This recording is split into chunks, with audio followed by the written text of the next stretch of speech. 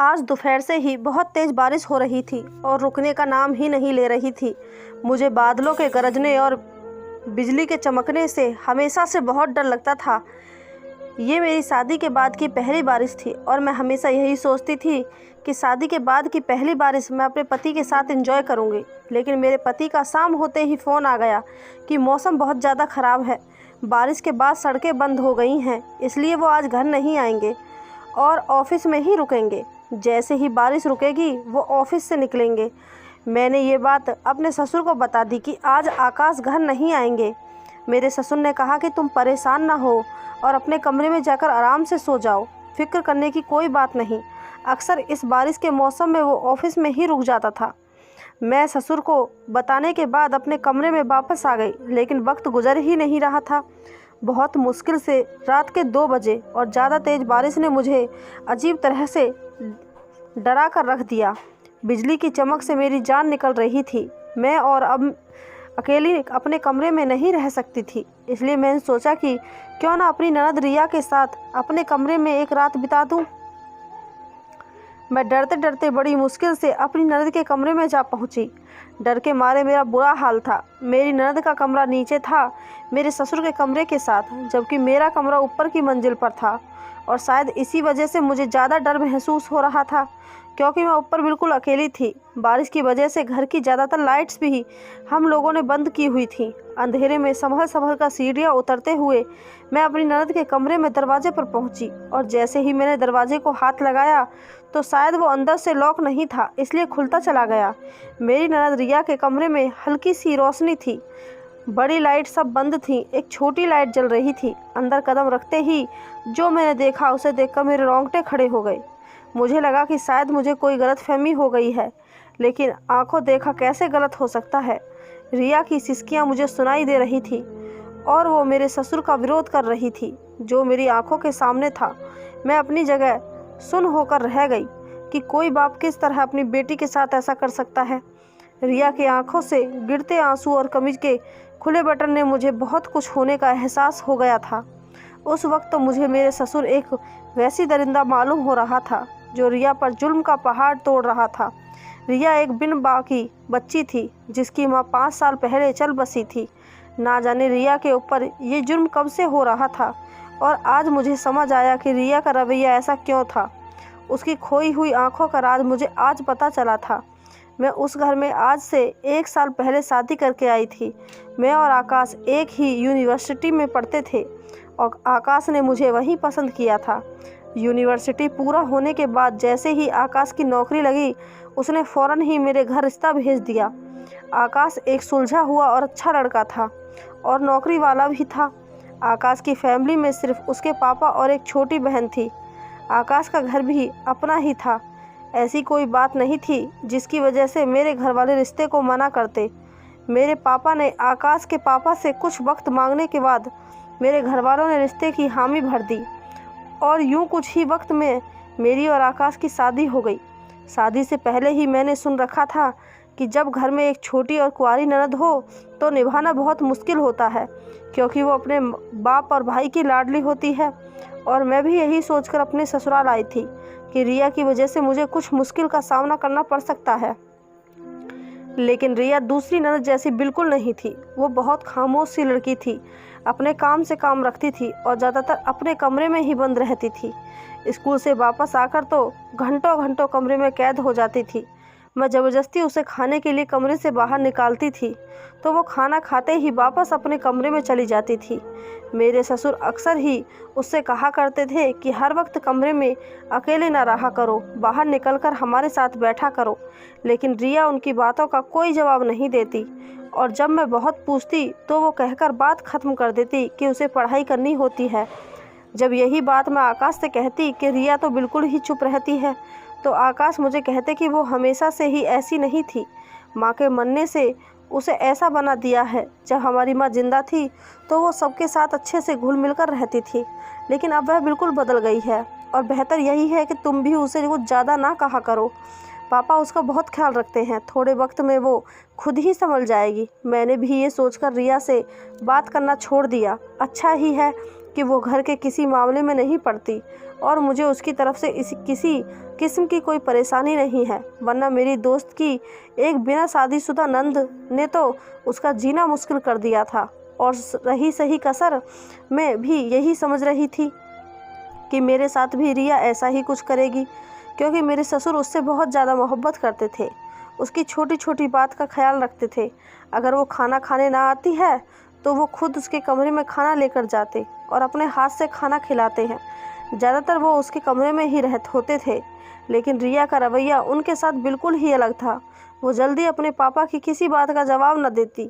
अगर मेरे ससुर उसके लिए कोई चीज़ भी लेकर आते तो उसका अंदाज बिल्कुल ऐसा होता जैसे उसके लिए ये बात कोई मायने नहीं रखती। मुझे अक्सर उसका अंदाज कुछ अजीब सा लगता, क्योंकि माँ के बिछड़ने के बाद तो बच्चे को अपने बाप से ही और भी प्यार होता जाता है, लेकिन वो तो अपने बाप से कोसों मील दूर भागती थी। मेरे ससुर जितना उसका ख्याल रखते थे इतना मेरे भी ख्याल रखते थे। मुझे अपने ससुराल में किसी चीज़ की कोई कमी नहीं थी और मैं एक अच्छी ज़िंदगी जी रही थी, तो मैं रिया के रवैये के बारे में ज़्यादा सोचती भी नहीं थी। जब शादी के शुरू के दिनों में मैंने अपनी माँ को रिया के अजीब रवैये के बारे में बताया, हम दोनों ऊपर बने अपने कमरे में आ जाते थे और फिर सारी रात नीचे ना जाते। हम दोनों की एक अलग दुनिया थी। हम दोनों एक साथ पूरे थे, इसलिए हमें अपने आसपास कुछ गलत होने का एहसास नहीं होता था। एक दिन मेरे ससुर बहुत सारे फल लेकर आए और जैसे ही रिया स्कूल से आई तो वह उसे अपने पास बिठाकर फल काटने लगे। जब उन्होंने रिया को फल खाने को दिया तो रिया ने बहुत चिड़े मन से फल खाने से इनकार कर दिया, तो वो ज़बरदस्ती अपने हाथों से उसके मुंह में फल डालने लगे। मैं वहीं बैठी सब्जी बना रही थी। ये देखकर मैं सोचने लगी कि रिया कितनी खुशनसीब है, जिसे इतना प्यार करने वाला बाप मिला है, लेकिन उसे कदर ही नहीं। कुछ देर तो उसने फल खाया, लेकिन इसके बाद अचानक ही तेज़ी से वो उठकर अपने कमरे में चली गई। मैंने बहुत हैरानी से उसे जाते देखा तो मेरे ससुर ने मेरी नज़रें भांप ली और कहने लगे कि मेरी बेटी मुझसे नाराज़ है, इसलिए वो इस तरह का रवैया रखती है। उसे लगता है कि अगर मैं वक्त पर उसकी माँ का सही इलाज करवा देता तो आज उसकी माँ भी हमारे साथ होती। लेकिन सच तो यह है कि भगवान ने उसकी माँ की ज़िंदगी इतनी ही लिखी थी। मैंने इसकी माँ के इलाज के पीछे बहुत पैसा खर्च किया है और दिन रात भागता रहा, लेकिन उसकी माँ की किस्मत में मौत लिखी थी। मैं तो खुद उसकी माँ के जाने पर बहुत दुखी हूँ, लेकिन रिया को ये बात कैसे समझाऊँ। अपने ससुर की आंखों में आंसू देखकर मेरा दिल पसीज गया। उम्र के इस हिस्से में वो किस कदर बीवी की जुदाई के साथ साथ बेटी का दुख भी झेल रहे थे। मैंने बहुत प्यार से अपने ससुर से कहा कि पापा आप परेशान ना हो, वक्त के साथ साथ रिया खुद ही समझ जाएगी, आप अपनी कोशिश जारी रखें। मेरी बात पर सिर हिलाते हुए वह फल की प्लेट उठाए रिया के कमरे की तरफ चले गए और मैं मुस्कुरा दी। शाम तक वो रिया के साथ कमरे में ही थे, यहाँ तक कि मैंने खाना भी बना दिया और सफाई भी कर दी। पहले मैंने सोचा कि मैं भी रिया के कमरे में जाकर उन दोनों के साथ बैठ जाऊं, लेकिन फिर मैंने सोचा कि उन दोनों बाप बेटी के बीच में भला मेरा क्या काम है, और मैं अपने कमरे में वापस आ गई।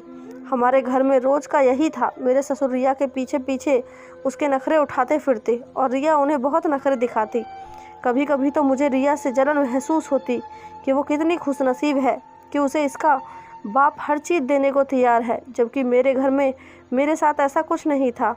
मैं अपने बाप की तीसरी बेटी थी। ऐसा नहीं था कि मेरा बाप मुझसे प्यार नहीं करते थे, लेकिन जैसी मोहब्बत मेरे ससुर रिया से करते थे, ऐसी मोहब्बत और इज्जत मेरे बाप ने कभी मुझे नहीं दी थी। मेरा बाप तो हम बेटियों से एक फासले पर रहता था और हमारी तरफ से जो कोई भी बात होती है वो हमारी माँ से ही कहते थे। लेकिन मुझे क्या पता था कि मेरे ससुर का रिया के पीछे पीछे फिरने का असल मकसद क्या है। अगर बारिश इतनी तेज़ ना होती और बिजली कड़कने की आवाज़ से मेरी जान ना निकली होती तो शायद मैं सब कुछ जान ही नहीं पाती कि मेरे ससुर तो अपनी ही बेटी को अपने सुख के लिए बर्बाद कर रहा था। जैसे ही उस रात मैं कमरे में गई तो ये देखकर मेरे पैरों तले ज़मीन निकल गई कि मेरे ससुर रिया को ज़बरदस्ती जकड़कर उसके साथ बहुत ही ख़राब सलूक कर रहा था और वो इस कदर डूबा था कि उसे मेरे आने की खबर ना हो सकी। मेरे ससुर पर पूरी तरह से शैतान सवार था और रिया जो कि बिल्कुल सहमी सी थी, उसकी सिसकियों से सारा कमरा गूंज रहा था। वो हल्की हल्की विरोध कर रही थी, लेकिन शायद उसके अंदर जान बाकी नहीं रही। ना जाने वो कब से सब कुछ सह रही थी उसका चुपचाप रहना, अपने बाप से चिढ़ना, खुद को कमरे में बंद रखना, उसकी एक एक आदत के पीछे छुपी वजह मुझे आज समझ आई थी। जैसे ही मेरे ससुर को मेरी मौजूदगी का एहसास हुआ, वो सारा को छोड़कर पलटे और मुझे खड़ा देखकर चौंक गए। शायद उन्होंने सोचा कि नहीं था कि रात के इस वक्त अपने कमरे से निकलकर नीचे भी आ सकती हूँ। मुझे देखकर उनके चेहरे के रंग बदल गए और वह घबरा गए। हकलाते हुए मुझसे पूछने लगे कि बहू, तुम यहाँ क्या कर रही हो? तुम्हें कुछ चाहिए? मैंने आगे बढ़कर रिया का हाथ पकड़ा, उसे अपने पीछे छुपा लिया। वो बुरी तरह से कांप रही थी। मैंने कहा कि बेहतर यही है कि आप अभी और इसी वक्त यहाँ से निकल जाएं। आप जैसे बाप को तो बीच चौराहे पर सूली पर लटका देना चाहिए, ताकि आइंदा कोई ऐसी दरिंदगी का निशाना न बने। यह सुनते ही मेरे ससुर एकदम से गुस्से में आ गए और कहने लगे कि ज़्यादा बकवास करने की ज़रूरत नहीं। रिया ने मेरे खिलाफ तुम्हारे कान भर दिए हैं, तभी ऐसी बातें कर रही हो। मैं अपने ससुर की बात पर हैरान रह गई, क्योंकि मैंने सब कुछ अपनी आंखों से देखा था।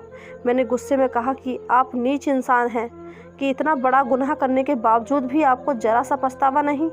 मैं आपसे आखिरी बार कह रही हूँ, अगर आप अभी और इसी वक्त यहाँ से नहीं गए तो मैं पुलिस को फ़ोन करके बुला लूँगी।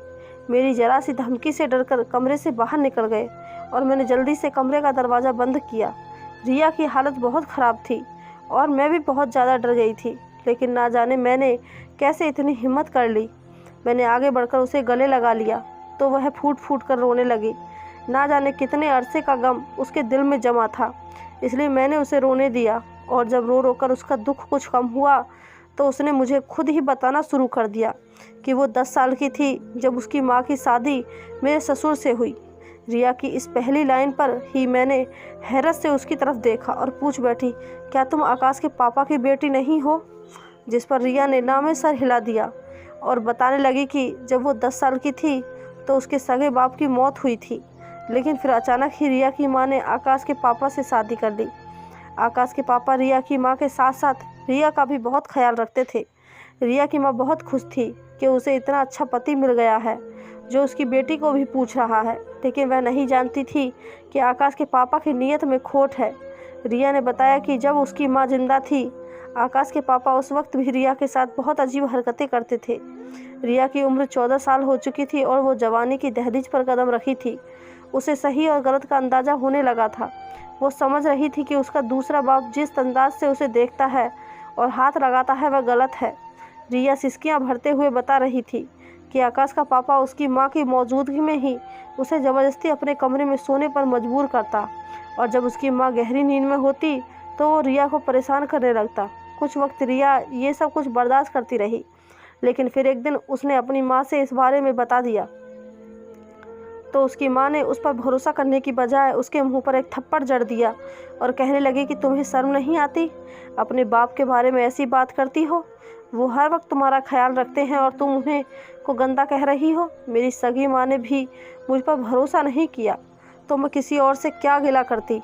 दिन गुजरने के साथ साथ मेरा ये दूसरा बाप शेर होता जा रहा था। जैसे जैसे मैं जवान हो रही थी उसकी नीयत और ख़राब होती जा रही थी। पहले तो वो सिर्फ मुझे थोड़ा बहुत तंग किया करता था, लेकिन जैसे जैसे मैं जवान हो रही थी वो अपनी हर हद पार करता जा रहा था। वो एक दिन ऐसा हुआ कि जब उसने सारी हदें तोड़ दी। मेरी माँ किसी काम से बाजार गई थी और जब वापस आई तो उसने सब कुछ अपनी आंखों से देख लिया, और इसके बाद वो मुझे ही कसूरवार ठहराने लगी कि मैंने उसके पति को बहकाया है और मैं एक आस्तीन में छुपी नागिन हूँ जिसने अपनी ही माँ का घर खराब किया है। मैंने अपनी माँ को लाख समझाने की कोशिश की कि मेरा कोई कसूर नहीं है, मैं तो खुद हालात की सताई हूँ, लेकिन मेरी माँ को बिल्कुल भी यकीन ना आया और उससे ये बात बर्दाश्त ना हुई और उसे दिल का दौरा पड़ गया। कुछ दिन अस्पताल में रहने के बाद वो ज़िंदगी की बाजी हार गई, लेकिन जाने से पहले उसे इस बात का एहसास हो गया था कि कसूरवार मैं नहीं बल्कि उसका पति है। मेरी माँ ने मरने से पहले मुझसे माफ़ी मांगी, लेकिन मुझे उस माफ़ी की कोई ज़रूरत नहीं थी, क्योंकि अगर मेरी माँ पहले ही दिन मेरी बात पर यकीन कर लेती तो नौबत यहाँ तक नहीं आती और यूँ रोज़ रोज़ अपनी ही सौतेले बाप के हाथों बर्बाद ना होती। माँ के मरने के बाद पहले तो मैंने सोचा कि मैं ये घर छोड़कर कहीं चली जाती हूँ, लेकिन फिर मुझे इस बात का एहसास हुआ कि मैं अकेली औरत के लिए तो ये सारा ही ज़माना एक दरिंदा है, और मैं तो बिल्कुल जवान लड़की थी। मैं इस घर को छोड़कर जाती भी कहाँ, मेरे साथ भी यही सब कुछ होता। मजबूरन मुझे अपनी किस्मत के साथ समझौता करना पड़ा। मैंने कभी ये बात आकाश भाई को नहीं बताई, क्योंकि मुझे डर था कि अगर आकाश भाई मेरी बात का भरोसा नहीं करेंगे तो मैं कहाँ जाऊँगी। मेरी माँ के मरने को 6 साल होने वाले हैं और इन गुजरे 6 सालों में हर दिन मेरे सौतेले बाप ने मेरे साथ ऐसा ही सलूक किया है। मैंने रिया के हाथों को अपने हाथों में दबाया और उसे यकीन दिलाया कि अगर आज के बाद उसके साथ ऐसा कुछ नहीं होगा। मैंने उससे कहा कि अगर तुम पहले ही मुझे ये बात सब बता देती तो मैं तुम्हारी मदद ज़रूर करती। जिस पर रिया एक तक सी हंसी और कहने लगी, मैं वो हूँ जिस पर उसकी माँ ने भरोसा नहीं किया, तो आप कैसे करती। रिया की हंसी में छिपे दर्द ने मेरा दिल छलनी करके रख दिया। बारिश अभी तक थमने का नाम नहीं ले रही थी, लेकिन सुबह होने के साथ साथ बारिश का जोर टूटने लगा। मैंने बाकी की रात रिया के साथ उसके कमरे में ही बंद होकर गुजारी। बारिश बंद होने के बाद जैसे ही आकाश घर आए तो मैंने हिम्मत करके उनके सामने सारा सच बयान कर दिया। उनके लिए इस बात पर विश्वास करना बहुत मुश्किल ज़रूर था, लेकिन नामुमकिन नहीं था। वो भी रिया के बदले हुए रवैये को बहुत ज़्यादा महसूस करते थे, लेकिन उन्हें इस बात का बिल्कुल भी अंदाज़ा नहीं था कि इसके पीछे उनके बापा का हाथ है। आकाश गुस्से में अपने बाप के कमरे में गए। वो बिस्तर पर लेटे थे। आकाश ने उन्हें आवाज़ दी, लेकिन उनके जिस्म में कोई हरकत ना थी। आकाश ने आगे बढ़कर उन्हें हिलाया तो उनकी गर्दन एक तरफ मुड़ गई। आकाश ने फ़ौरन ही डॉक्टर को बुलाया तो पता चला कि आकाश के पापा की मौत हो गई थी। आकाश के पापा जान गए थे कि अब उनका सच अब आकाश के सामने आने वाला है, और शायद इसलिए वो इस बात को बर्दाश्त न कर सके। उनका बेटा उनकी हकीकत जान जाएगा, और इसलिए दिल का दौरा पड़ते ही वो मौके पर दम तोड़ गए। उनकी मौत ने रिया को हर दिन मरने से तो बचा लिया था, लेकिन कुछ भी हो, कभी भी पति हो या पत्नी, दूसरी शादी कभी भी नहीं होनी चाहिए। शादी तो पति पत्नी के बीच होती है, लेकिन उनके बच्चे सारी ज़िंदगी के लिए बर्बाद होकर रह जाते हैं। हमारे बीच में ना जाने कितनी बच्चियां रिया जैसी हैं जो अपने सौतेले बाप के जुल्मों का शिकार है। पति पत्नी को एक दूसरे को छोड़ देने से पहले अपने मासूम बच्चों पर ज़रूर नज़र डालनी चाहिए, ताकि कोई बच्ची किसी दूसरे के हाथ का खिलौना ना बन सके। और अगर कोई अपने आसपास किसी का भी बदला हुआ रवैया देखे तो उसे नज़रअंदाज बिल्कुल ना करे, बल्कि उसको समझने और जानने की कोशिश करे। आपको मेरी कहानी के बारे में क्या राय है, मुझे कमेंट करके ज़रूर बताएं।